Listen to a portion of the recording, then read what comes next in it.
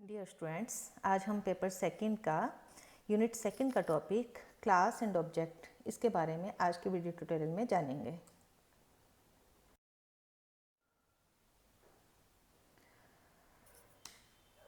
सबसे पहले हम देखेंगे क्लास क्या होती है।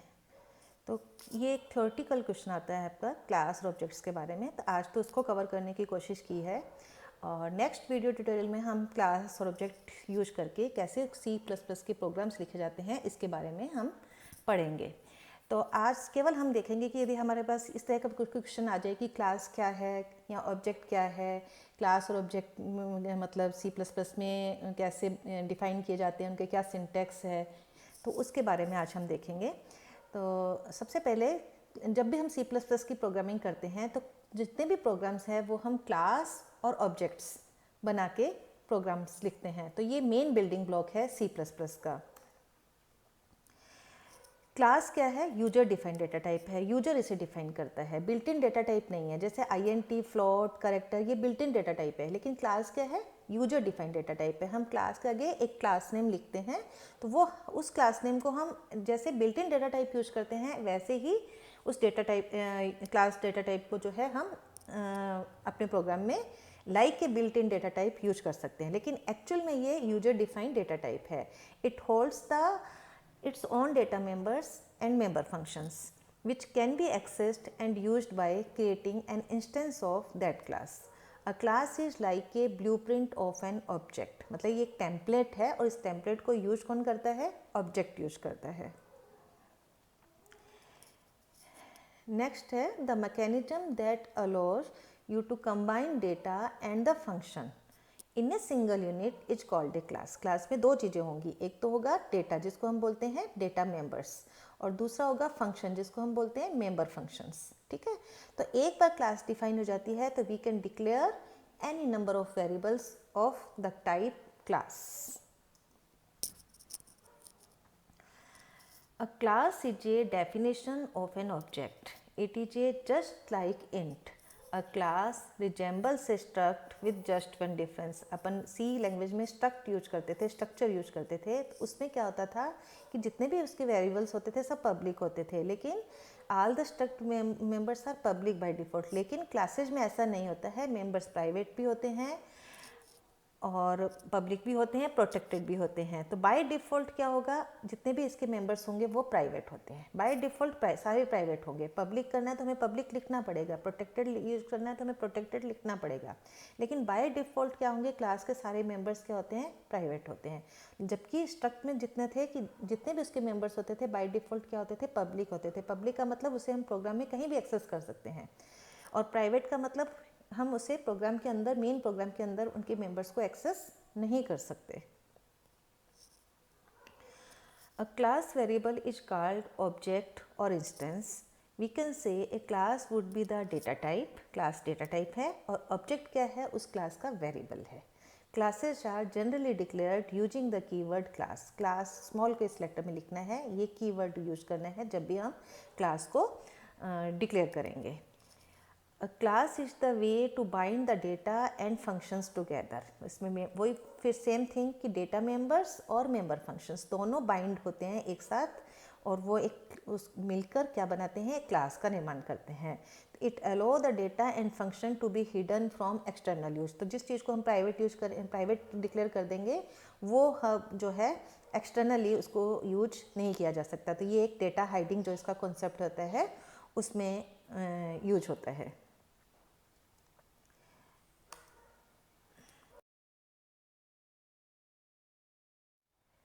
नेक्स्ट देखते हैं, a class is the collection of related data and functions under a single unit. A C++ program can have any number of classes. ऐसा नहीं है कि एक ही क्लास होगी, according to the requirement, according to the problem, उसमें एक programme के अंदर एक से ज़्यादा क्लासेस भी हो सकती हैं। When related data and functions are kept under a class, it helps to visualise the complex problem efficiently and effectively. तो क्लास यूज के द्वारा हम प्रॉब्लम को, मुश्किल से मुश्किल प्रॉब्लम को भी बहुत ही इफ़िशिएंटली और इफ़ेक्टिवली सॉल्व करते हैं। A class is defined as collection of objects of similar type. ठीक है, तो वही है, मतलब क्योंकि उसका वेरिएबल ऑब्जेक्ट है, तो इस तरह से हम यूँ कह सकते हैं कि it is a collection of objects of similar type. Classes are user defined data types and behave like the built in type. शुरू में मैंने आपको बताया कि ये है तो यूजर डिफाइंड डेटा टाइप, लेकिन ये वर्क ऐसे करता है जैसे ये बिल्ट इन टाइप हो। बिल्ट इन टाइप जैसे कौन से होते हैं? ENT होता है, फ्लोट होता है, करेक्टर होता है, डबल होता है, ये सब बिल्ट इन डेटा टाइप है। तो क्लास भी बिहेव इसी तरह से करेगा जैसे बिल्ट इन डेटा टाइप है, लेकिन उसको डिफाइन कौन करेगा? हम डिफाइन करेंगे, प्रोग्रामर डिफाइन करेगा।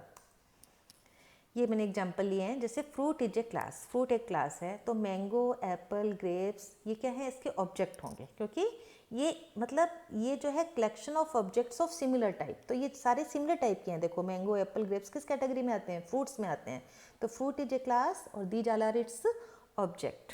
तो फ्रूट क्या है? एक ब्लूप्रिंट है, एक टेम्पलेट है, और ऑब्जेक्ट रियल एंटिटी है। मैंगो रियल एंटिटी है, एप्पल आपकी रियल एंटिटी है। तो ऑब्जेक्ट एक्चुअल में जो मेमोरी ऑक्यूपाई होती है वो एक्चुअल में ऑब्जेक्ट के द्वारा ऑक्यूपाई होती है, क्लास के द्वारा नहीं होती। क्लास केवल एक टेम्पलेट है जिसको ऑब्जेक्ट यूज करता है। क्लियर? फिर है जैसे व्हीकल लिया, vehicle is a class. Car, cycle, scooter ये क्या है? सब इसके व्हीकल कैटेगरी के अंदर आते हैं। तो are the objects of the class vehicle. तो बच्चों आप इसको अच्छे से समझे क्लास और ऑब्जेक्ट्स को, क्योंकि ये मेन बिल्डिंग ब्लॉक है C++ की प्रोग्रामिंग का। Okay, remember a class is a type and N object of this class is just a variable. Actual जो मेमोरी ऑक्यूपाई करेगा वो वेरिएबल करेगा। कौन सा वेरिएबल? ऑब्जेक्ट। नेक्स्ट है, इसमें कुछ एक्सेस स्पेसिफायर्स होते हैं, उसके बारे में बताया गया है।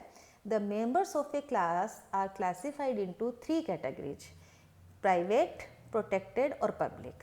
तो अभी तो आप लोग प्रोग्रामिंग शुरू कर रहे हैं, बिल्कुल स्टार्टिंग शुरू के स्टेप्स में हैं, तो आपको 2 ध्यान में रखने हैं खास, प्राइवेट और पब्लिक। फिलहाल आपको सिर्फ प्राइवेट पे और पब्लिक पे एम्फेसाइज करना है। प्रोटेक्टेड आपको समझ में आ रहा है? ठीक, नहीं समझ में आ रहा है तो भी कोई बात नहीं है, क्योंकि प्रोटेक्टेड हम 4th यूनिट में जाकर जब हम इनहेरिटेंस पढ़ेंगे तब हम इसको डिटेल में समझेंगे, कि तब हमें समझ में आएगा कि इसका क्या यूज है। आप फिलहाल प्राइवेट और पब्लिक पे फोकस कीजिएगा और देखिएगा कि कहाँ प्राइवेट यदि हम डिक्लेयर कर रहे हैं तो क्या हो रहा है, पब्लिक हम डिक्लेयर कर रहे हैं तो क्या हो रहा है। और बाय डिफ़ॉल्ट तो सारे प्राइवेट होते ही हैं। Private member of a class are accessible only from within other members of the same class. You can't access it outside of the class. Private को हम क्लास के बाहर एक्सेस नहीं कर सकते, सिर्फ क्लास के अंदर के जो डेटा मेंबर्स और मेंबर फंक्शंस हैं वो ही उसको एक्सेस कर सकते हैं। तो ये डेटा हाइडिंग कॉन्सेप्ट को फुलफिल करता है। इसी तरह से protected members are accessible from members of their same class and also from members of their derived classes. ये हम बाद में और डिटेल में डिस्कस करेंगे। Public members are accessible from anywhere where the object is visible. तो जहाँ जहाँ ऑब्जेक्ट दिखता है वहाँ वहाँ पे हम पब्लिक मेंबर्स को, जो क्लास के मेंबर्स हैं, उनको हम एक्सेस कर सकते हैं। तो हम नेक्स्ट स्लाइड में देखेंगे कि हम क्लास को कैसे डिफाइन करते हैं, कि क्लास को डिफाइन कैसे करते हैं। ठीक है, तो सबसे पहले क्लास कीवर्ड यूज होगा और एंगल ब्रैकेट में हम क्लास नेम लेंगे। इस क्लास नेम को लिखने के वही रूल्स हैं जो आइडेंटिफायर्स को लिखने के रूल्स होते हैं, जो हमने प्रीवियस की वीडियो ट्यूटोरियल के अंदर हम पढ़ चुके हैं। वेरिएबल नेम्स को जैसे हम लिखते हैं नॉर्मली, वैसे ही हम क्लास नेम का लिखते हैं। तो ये आपका एंगल ब्रैकेट के अंदर क्या आएगा? यूजर डिफाइंड नाम आएगा। कोई भी वेरिएबल नेम, जैसे स्टूडेंट है, सर्किल है, आप रेक्टेंगल का कुछ कैलकुलेशन कर रहे हैं तो रेक्टेंगल है। इस तरह से जो भी आपकी प्रॉब्लम रिलेटेड, जो भी प्रॉब्लम होगी उससे रिलेटेड कुछ मिलता जुलता सा नाम आप देंगे यहाँ पे क्लास का नेम। फिर आपका आएगा opening braces, then access specifiers, और फिर आपके आएंगे डेटा मेंबर्स और member functions, and then closing braces. ठीक है, और इसमें सबसे ज़्यादा इंपॉर्टेंट है कि क्लोजिंग ब्रेसेस के बाद में आपको सेमीकोलन जरूर से डालना है। सेमीकोलन लिखना जरूरी है। ठीक है, इसको थोड़ा सा हम इलेबोरेट करके और देखते हैं। देखो क्लास, ये दूसरा सिंटेक्स सेम है, सेम सिंटेक्स है, लेकिन अब मैंने एक्सेस स्पेसिफायर की जगह हमने एक्सेस स्पेसिफायर मतलब विजिबिलिटी मोड जो है वो मैंने यहाँ पे स्पेसिफाई कर दिया है। तो प्राइवेट और फिर कॉलन आएगा डेटा मेंबर्स मेंबर फंक्शंस, ये same cheese, data members member functions terminated by a semicolon, then protected terminated by colon, then data members member functions terminated by semicolon, यहाँ पे भी semicolon आएगा। public, data members terminated by semicolon, member functions terminated by semicolon, and then this closing braces also terminated by a semicolon. तो आप देखेंगे कि private, protected, public और class, ये चार इसके अंदर क्या है, रिजर्व वर्ड्स हैं, ठीक है। तो फिलहाल आपको प्राइवेट और पब्लिक पे ध्यान देना है। मैंने एक एग्जांपल भी लिया है इसका, इस क्लास को हम कैसे डिफाइन करते हैं। क्लास, मान लीजिए स्टूडेंट, एक कोई क्लास बनानी है, तो आप स्टूडेंट, उसका आपका ये एंगल ब्रैकेट के अंदर आप कोई नाम देंगे, जैसे स्टूडेंट आपको क्लास बनानी है तो क्लास स्टूडेंट। अब प्राइवेट के अंदर हमने डेटा मेंबर, इस चीज़ को, रोल नंबर और मार्क्स को क्या बोलते हैं, डेटा मेंबर्स। डेटा मेंबर्स वही है जो आप सी लैंग्वेज में नॉर्मली जिसको आप वेरिएबल्स बोलते थे, ठीक है। तो ये डेटा मेंबर्स है, और नॉर्मली ये प्रैक्टिस होती है कि डेटा मेंबर्स को हम प्राइवेट में रखते हैं, लेकिन ये कोई रूल नहीं है, आप इसको पब्लिक में भी ले सकते हैं, प्राइवेट में भी ले सकते हैं, लेकिन डेटा मेंबर्स को इन्हीं के मेंबर फंक्शन एक्सेस करते हैं, इसलिए जनरली इसको प्राइवेट सेक्शन के अंदर रखा जाता है। और ये मेंबर फंक्शंस हैं INP1 और PRN, ये क्या है, पब्लिक है, ठीक है।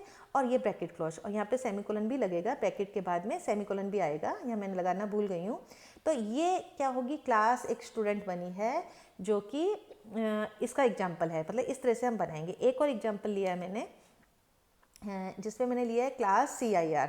क्लास CIR में प्राइवेट फ्लोट R और फ्लोट AR, एरिया के लिए, तो ये दो मैंने वेरिएबल्स लिए, इनकी वैल्यू इनपुट करने के लिए दो मेंबर फंक्शन लिए, INP1 शो1।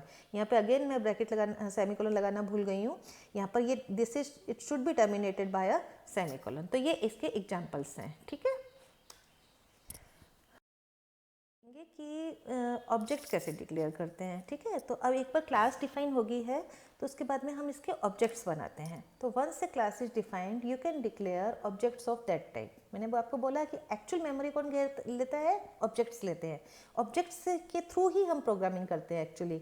The syntax for declaring a object is the same as that for declaring any other variable. Normally variable हम कैसे डिक्लेयर करते हैं, डेटा टाइप लिखते हैं, फिर वेरिएबल नेम लिस्ट होती है, जैसे INT, A1, A2, float R1, R2। लेकिन यहाँ पर क्या होगा, ऑब्जेक्ट डिफाइन कर रहे हैं, तो ऑब्जेक्ट का टाइप क्या होगा, क्लास होगा। तो क्लास नेम, सिंटेक्स क्या होगा आपका, क्लास नेम, जैसे पिछली वाली स्लाइड में हमने क्लास नेम लिया था स्टूडेंट, तो स्टूडेंट हो गया। और यहाँ पर हम वेरिएबल्स दे देंगे, जैसे O1, O2 या C1, C2, C3, इस तरह से ऑब्जेक्ट्स डिक्लेयर करेंगे, टर्मिनेटेड बाय अ सेमीकोलन। तो इस तरह से, जैसे आपने पिछले स्लाइड में क्लास नेम ली थी सर्किल, तो सर्किल या CIR लिया था शायद, तो ऑब्जेक्ट्स हो गए C1, C2, C3, ये इसके ऑब्जेक्ट्स हो गए। तो बिल्कुल वही तरीका है जैसे हम नॉर्मल वेरिएबल्स डिक्लेयर करते हैं। The following statements declare two objects of type circle. तो सर्किल यदि कोई क्लास है, CIR नाम से हमने बनाई, तो उसके दो ऑब्जेक्ट्स बनाए, C1, C2, सेमीकोलन। तो C1 और C2 क्या है, ऑब्जेक्ट्स हैं क्लास सर्किल के। CIR is a class and C1 and C2 are the objects। अब एक बार जब ऑब्जेक्ट डिफाइन हो गए, तो अब हम मेंबर्स को कैसे एक्सेस करेंगे, ये हम देखेंगे। Once the class is defined, you can define any number of objects। अब हम देखेंगे कि मेंबर्स को कैसे एक्सेस करेंगे। Accessing the class members, once an object of a class is declared, it can access the public members of the class using dot membership operator. ये dot लगाना है, जैसे C1, C2 अपने ऑब्जेक्ट्स बनाए, तो हम लिखेंगे C1 dot INP1, C1 dot DISP1, C2 बनाया है तो C2 dot INP1, C2 dot DISP1। ये क्या है, मेंबर फंक्शंस है। तो फिलहाल आज की वीडियो ट्यूटोरियल में केवल आपने मेन यही देखा कि क्लास कैसे डिक्लेयर करते हैं, ऑब्जेक्ट कैसे डिक्लेयर करते हैं, और ऑब्जेक्ट किसके हम के थ्रू हम डॉट ऑपरेटर यूज करके क्लास के मेंबर को कैसे एक्सेस करते हैं। लेकिन हमने पूरा प्रोग्राम लिखना अभी नहीं सीखा है। हम देखेंगे कि कैसे मेंबर फंक्शन को हम डिफाइन करते हैं क्लास के अंदर, मेंबर फंक्शन को हम डिफाइन करते हैं क्लास के बाहर। पहले ये सीखेंगे, फिर उसके बाद हम एक कंप्लीट C++ का प्रोग्राम लिखना सीखेंगे। तो आज की वीडियो ट्यूटोरियल में आपको केवल ये क्लियर हो जाना चाहिए कि क्लास क्या होता है, ऑब्जेक्ट्स क्या होता है, और उनको लिखने के क्या क्या सिंटैक्सेस होते हैं। बच्चों, आज की वीडियो ट्यूटोरियल में इतना ही। Thank you.